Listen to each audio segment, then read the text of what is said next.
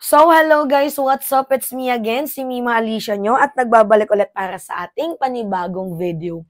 So, ito na nga po guys, talagang umingay at umiinit po ang pangalan ulit ngayon ni former Vice President Leni Robredo sa iba't ibang mga pahayagan, mapa-Twitter na ngayon ay X, Facebook at TikTok, pati na din po guys sa Instagram na itong si Leni Robredo daw po ang dapat na mag-lead sa Department of Education. Kaya nga yung trending ngayon na hashtag, Let Leni Lead sa Department of Education. Ano sa palagay nyo mga mamamayang Pilipino? So ito na nga 'di ba guys, after nga pong mag-resign ni Vice President Sara Duterte dito nga po bilang Department of Education Secretary, umiingay po guys ang iilang mga pangalan. Kabilang na nga po dyan guys yung pangalan ni Carl Balita at itong si former Vice President Leni Robredo. Ngayon, ang matunog po na pangalan guys at pinalulutang ng mga mamamayang Pilipino na dapat daw pong mag-lead as a DepEd Secretary ay ito daw pong si Leni Robredo. Ang tanong, ano sa palagay nyo, mga mamamayang Pilipino? So mag-focus muna tayo dito kay Leni, no? Bago tayo mag-focus sa ibang mga umuugong at mga maiinit na pangalan ngayon na ipapalit dito nga po guys sa Department of Education bilang isang kalihim nitong sektura na to. So kung unity lang naman po guys ang ating pag-uusapan, wala namang problema kung i-appoint as a DepEd Secretary itong si Leni Robredo. But the question here, is she fitted for the position? Kasi mahirap na guys, no, na oo, alam natin attorney siya, maganda yung kanyang track record, malinis, clean yung kanyang track record. Ang problema kasi natin dito guys, is she fitted for that position? Kasi para sa akin guys, just to be fair and balance kasi hindi naman din ako totally na legit na supporter ni former VP Leni, but I tried my best para maging balance tayo dito sa aking opinion at sa ating komento. Para sa akin kasi parang mas may eligible pa, mas may fitted pa na work kay former Vice President Leni Robredo. Maybe hindi siya fitted sa pagiging DepEd Secretary, but fitted po siya guys sa legislative work or sa executive work. Kasi kung babasehan natin yung kanyang track record and yung kanyang background, and alam naman natin na attorney siya, parang feeling ko mas fitted siya sa executive work or dito sa legislative work. Kasi guys, alam nyo, sa totoo lang, maganda naman yung plataforma ni former Vice President Leni Robredo. Kaso ang problema dito guys, yung long run, baka mamaya kahit maganda yung kanyang ginagawa, mapolitika. Yan po yung iniiwasan natin ngayon, lalo pat mainit sa mga dilis, sa mga didilis, itong si former Vice President Leni Robredo kasi lalo pat nafe-feel nila na yung kakamping daw at yung loyalista ay parang nagkakampihan daw. Which is, hindi naman po totoo na nagkakampihan yung kakamping at mga loyalista. Naniniwala ako na kaya po umabot sa puntong sa tingin nila ay nagkakampihan kasi parehas po ng ideolohiya, parehas po ng pananaw ang ating gobyerno at yung mga dilawan na ngayon ay tinatawag ng kakamping. So ayoko naman po guys na umabot sa punto na kahit maganda naman po ang ginagawa ni former Vice President Leni Robredo, and we all know na clean po yung kanyang track record. Alam po natin yan. We do our research about dito nga po guys kay former Vice President Leni Robredo. And if you will look back nung panahon ng kampanya, maganda po talaga yung kanyang plataforma. Dito nga po guys sa Department of Education. Pero ang problema kasi natin dito guys, baka mapolitika.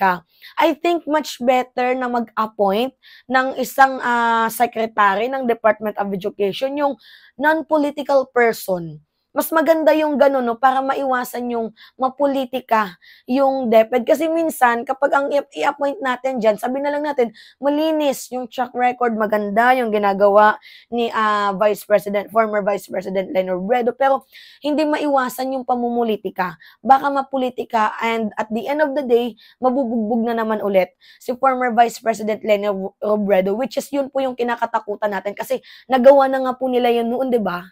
Kaya din nilang gawin ulit yan ngayon. Yun po yung kinakatakutan natin. I'd rather choose yung isang tao na meron po talagang experience as educator, someone na expertise po guys and competent bilang Department of Education Secretary, na magiging DepEd Secretary ng bansang Pilipinas. Kasi sa totoo lang guys, even na attorney si Lenny, maganda yung kanyang record, no history ng di umano'y corruption, and maganda din yung kanyang platform nung panahon ng kampanya, hindi may iwasan talaga guys yung politics. Mapupolitika to guys kung si Leni Robredo, and iniingatan natin si former VP kasi alam natin na mas malaki pa yung maitutulong niya sa ating bayan. Ang problema, what if sirain nila ulit? What if gawa na naman ulit nila ng fake news, bugbugin na naman ulit nila si former Vice President Leni Robredo, 'di ba? Kawawa si former VP. I think mas fitted siya dito nga po guys sa executive work or dito sa legislative work. Kasi yung pinaka-objective natin dito guys na tao na dapat sanang i-appoint is yung may strong personality, strong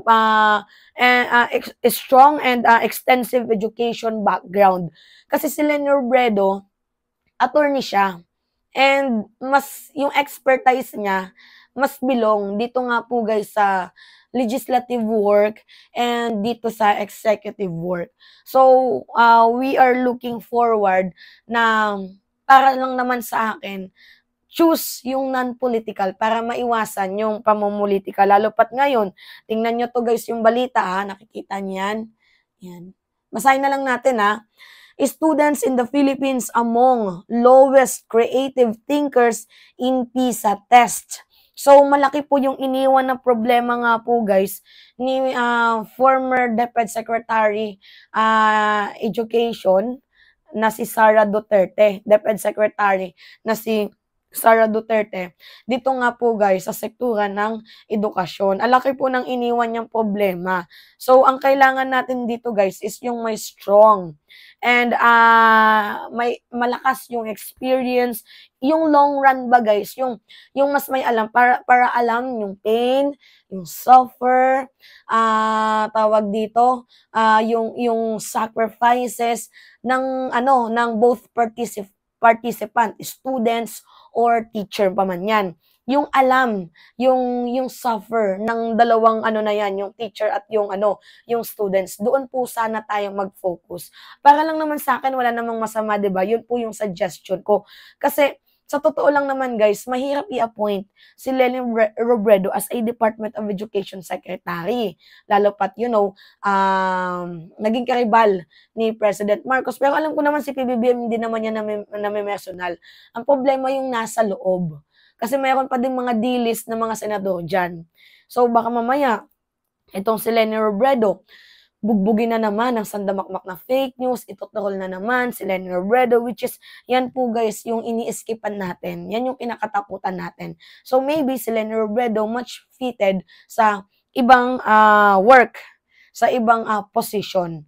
Diba? Pwede din naman siyang maging political advisor ni President Marcos dito sa usapin ng West Philippine Sea. Pwedeng ganun kasi mas may alam din siya sa pagiging tawag dito, advisor ng dito sa issue nga po guys sa ating international issue. Pwedeng ganun. Madaming fitted na work kay VP Leni pero sorry, I think hindi siya fitted sa pagiging Department of Education Secretary. Although alam natin na maganda yung kanyang track record, pero wag tayong magbase sa track record, ang basehan po natin yung long run, yung long-term plan. So anyway, yun po guys, fair and balanced po yun na aking komento, and kung ayaw nyo sa aking opinion, pasensya na po, pero ito po kasi yung yung thoughts ko. Kaya ko ina-express to. Pwede nyo akong i-correct, pwede nyo akong hindi, pwede kayong umagri. Pero yung thought ko dito kasi guys, long run, yung natin, yung pang long term, yung gawin nating solusyon. Kasi baka ang mangyari dito kay Leni Robredo, gawing band-aid lang. Kaya natatakot pa rin tayo dyan kahit papaano. So anyway, it's me again, si Mima Alicia nyo, at nagbabalik ulit para sa ating panibagong video.